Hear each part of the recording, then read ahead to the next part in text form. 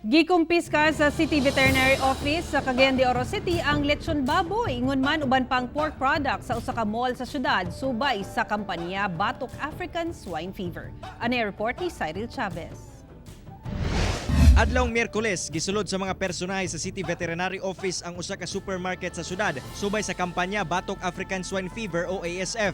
Gikumpiska sa otoridad ang dilata nga nagkantidad og 45,000 pesos og 11 ka kilos nga lechon baboy tungod sa paglapas sa Executive Order number 172 ni Mayor Oscar Moreno batok ASF ug paglapas sa RA 9296 o Meat Inspection Code.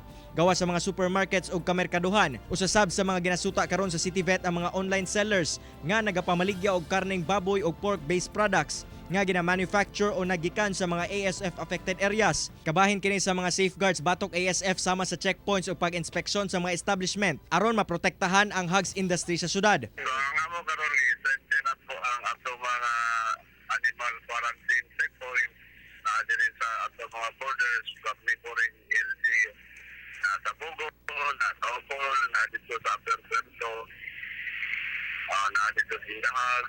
So muna karon ang activity karon sa among opisina sa veterinary office. Ang mga nakumpiskang pork products sa City Vet gilayon nga gidala sa Balubal Stock Farm aron i-dispose pinagi sa pagsunog niini.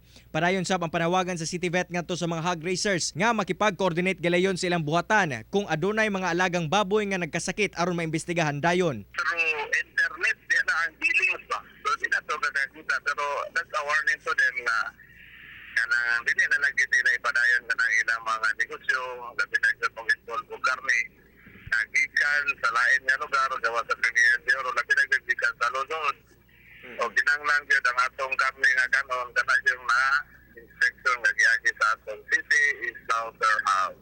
Kauban si James Yap sa kamera. Ako si Cyril Chavez para sa One Mindanao.